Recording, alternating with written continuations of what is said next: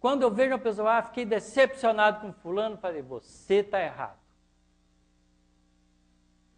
Porque o que você pensou que ele era, com que argumentos você tinha para pensar o que você pensou a respeito dele? Qual é a base? Conheceu a árvore? Conheceu os frutos? Não, então não faça juízo errado. É por isso que Jesus nos aconselha logo, não julgueis, para não serdes julgado, porque com a medida que julgardes, sereis igualmente julgados. Porque a gente vai ser julgado pela nossa própria consciência. Portanto, o julgador somos nós mesmos. Então, olha que lição interessante essa da semente. Não é? É a nossa história. Em que ponto nós estamos? Cada um de nós é uma semente dessa. Cabe a cada um de nós olhar para dentro de si mesmo e ver em que fase se encontra. Se ainda é uma erva pequena, ou se já está construindo espigas, ou se tendo espigas, qual é a qualidade dos grãos. Porque a ceifa já está aí, avizinhado, em operação a rigor, segundo os Espíritos. Nós estamos naquela outra lição de Jesus, também da semente, do joio e do trigo. Ele deixa muito claro que esse processo de seleção é esse momento em que vivemos. Porque é agora que nós temos liberdade integral de chegarmos no meio de todo mundo, olha eu aqui. Porque ninguém mais tem muita preocupação de se mostrar. Hoje mesmo, numa entrevista que estava sendo feita num canal de televisão, entrevistando uns garotos na fase da adolescência, começando a adolescência, né, de periferia, crianças abandonadas, largadas, desrespeitadas pela sociedade, perguntou o garoto, o que você pretende fazer na vida? Eu quero ser um ladrão famoso. Roubar banco, roubar gente, roubar jornalista. A jornalista estava entrevistando. Roubar jornalista, roubar carro. Falou tudo que ele queria fazer. Esse é o modelo que nós, no nosso comodismo social, deixamos criaturas terem da nossa sociedade. Porque a gente cria feudos sociais, né? E ficamos isolados. Muitos de nós não têm coragem sequer de ir para uma periferia da própria cidade ver se alguém precisa de ajuda. E quando bate a porta da nossa casa, a gente está sempre achando que ele está mentindo e está nos enganando. Então a gente ou dá alguma coisa para ficar livre ou fala que não tem. Dificilmente a gente vai lá e conversa uns 10, 15, 20 minutos com a pessoa. A gente não faz isso. Aliás, a gente, com a tecnologia que a gente inventa até esses porteiros eletrônicos para despachar lá da cozinha mesmo.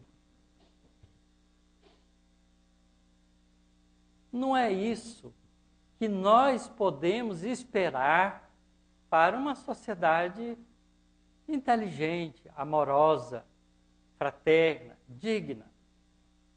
Não é possível construir qualquer tipo de felicidade em cima de padrões dessa natureza. Então nós temos que analisar o nosso fruto e mudá-lo o quanto antes. Fazer com que esses grãos das espigas que estão mirrados crescerem e ficarem exuberantes em qualidade. E a gente pode fazer isso. A doutrina espírita nos convoca a duas ações. A primeira ação que ela nos convoca é de ter entendimento das coisas. Porque sem entendimento é difícil fazer certo. E a segunda coisa é, tendo entendimento, fazer. não ficar com entendimento como uma coroa de louros ilustrando a nossa fronte. É preciso fazer, colocar em prática, trabalhar os nossos valores definitivos. Ter o empenho que Paulo teve, que Maria de Magdala teve, que Pedro teve, que João teve, que os discípulos de Jesus nos mostraram que é capaz como exemplo. Então, nós somos capazes. Mas para a gente fazer isso, a gente precisa fazer o esforço de sair do nosso comodismo. Quando a gente ganha um dinheiro extra, a primeira coisa que a gente pensa é em fazer uma viagem. Nunca a gente pensa, vou ajudar aquele sujeitinho que está fazendo um esforço danado para construir a casinha dele e não consegue. Tem 4 filhos dormindo mal. A gente não faz isso. A viagem é mais importante. Não é? Eu não sei se vocês são assim, mas eu ainda sou assim. Se a gente ainda não está trabalhando pela construção de um mundo melhor. E olha que o André Luiz é rigoroso com a gente. Ele diz que quem tem uma semana de evangelho já sabe o que deve fazer. Ai, meu Deus, quantas semanas eu tenho.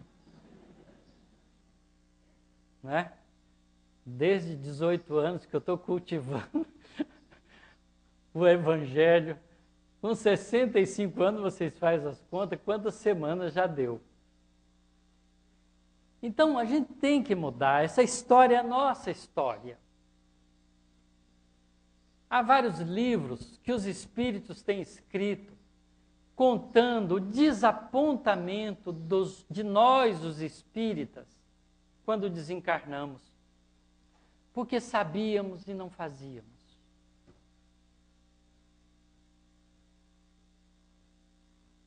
Às vezes, numa reunião mediúnica, o dialogador com os espíritos, conversa com os espíritos, às vezes convence o espírito e tal, fica todo empolgado, né? E sai da reunião com o peito estufado, como o grande conversor de espíritos. E não converte a si próprio. Quando passa por lado de lá, dá uma de Jacó. Não é? Leia um livro, Voltei, do irmão Jacó. Jacó foi presidente da Federação Espírita Brasileira. E chega do lado de lá, fica decepcionado consigo próprio.